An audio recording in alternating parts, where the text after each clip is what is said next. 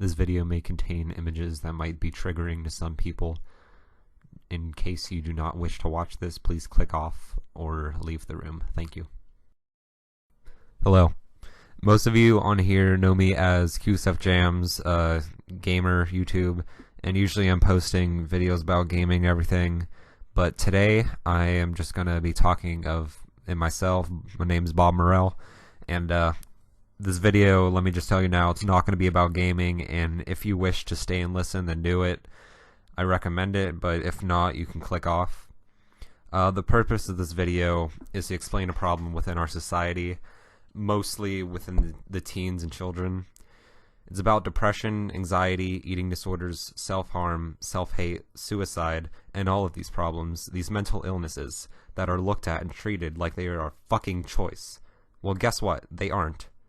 These illnesses of the brain are caused by people around that one person, either it be picking on them or calling them names like fat, ugly, etc., etc. Could go on with a list of them.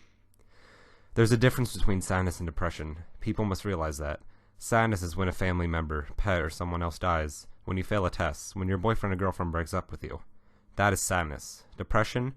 That's when you get pushed to a point where you can't even wake up without crying and wishing you didn't. Caused by the past existence of people that have mentally injured those that are depressed. This video is to focus on how society views those that are depressed, those that have eating disorders, those that self-harm, and those who contempt suicide. I have to start off by saying that if someone who is going through this posts something to social media, they are not asking for attention. They could care less what people have to say, either negatively or positively. Although it is something that society views as someone just wanting attention, wanting people to look at them, while the real reason is that they are posting these to slowly let their emotions out through a picture, a quote, something that isn't self-harm. However, pictures of self-harm are because they are trying to let people know the truth about themselves. People don't freaking cut for attention. They don't cut so people would just feel bad for them. They cut because they have nowhere else to turn. Do you understand how much self-hate it takes for someone to put a blade to their own skin? To cut through it and watch as their blood pours out. They can't help it. It's their only way of releasing that emotion at that time. After they've cried all their tears away, they can't do anything else. They can't talk to anyone. Of course, some of you might be sitting here and thinking, oh, why don't you just go get help? Why don't you go see a psychologist or a psychiatrist? Well, the real answer to that is because they can't face it. They know they are sad. They know they're suicidal. They know they're depressed. They know they need help. But they don't want an adult to just sit there, prescribe them medication, and say, oh, you're happy, now give me my money.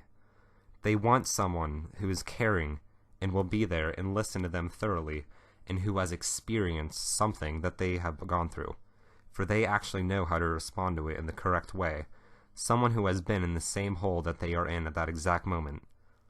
Sure, a doctor has gone to school to study to help people for this, but the difference is that doctor has not gone through the same problems that that person is going through. That is why they do not wish to seek help from a doctor or get meds. They want help from a peer who they know has gone through the same thing, and someone who is there that actually listens, not collects money while giving you happy pills to make you feel a little bit better. It doesn't work that way. Finally, I have done an experiment on social media where I have viewed people's reactions toward depressed people. You would think, of course, people would show some sort of compassion for these kids, these teenagers that are suffering. Well, no. 80% of people who commented on a post about depression, suicide, or eating disorders, or self-harm were all negative. Kill yourself. We need less people anyways. What the hell is wrong with people? How can they sit there behind a screen and tell another teenager or a kid to end his or her life? How can they have the nerve to tell someone to drink bleach, to shoot themselves, to hang themselves? How? Well, you know how. Because they think a lot of people have it worse than the depressed. But the depressed aren't complaining they're bad. They aren't complaining. They are complaining about their lives, but they aren't comparing it. They're not comparing it to other people. They understand that there are people that are living worse lives. They know that there's people that have worse lives, but they also know how bad their own life is. They're not trying to say that their life is worse than others. They're just trying to say that their life is bad and they are asking for help. They are reaching a hand out, trying to just see if someone can help. So don't think that we're crying for attention.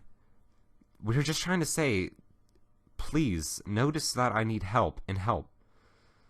We're not trying to say that. We're just trying to help ourselves and release the emotion slowly and find at least one person who cares. Out of this experiment, only 20% of the comments were positive. 20%. I went through about 600 photos of depression of people that were posting stuff about depression. I collected 100 comments that were either a negative or positive impact. 20 of them were positive, while the other 80 were negative. That's how some parts of society views the depressed, as a waste of space, as just some self-harm attention-seeking assholes. Well, no, that is not what we are. We just want to stop the pain, to stop the hurt, to stop everything. We don't want attention. We just want one person to show us the help we need, to show us that they actually care. One person can make the difference. So go out there and help someone. Look past the fake smiles. Look into their eyes and see the darkness and be their light. I have one question for you, all of you, viewing this video, anyone. You can even respond to this question in the comments below. I don't care. Just respond in any way, even if you want to respond to yourself. I just have one question.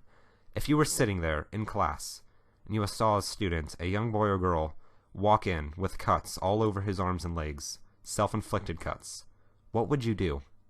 Would you stay silent? Would you tell an adult? Would you ask him about it or try to help him? What would you, as a person, a human, do to affect this boy's life?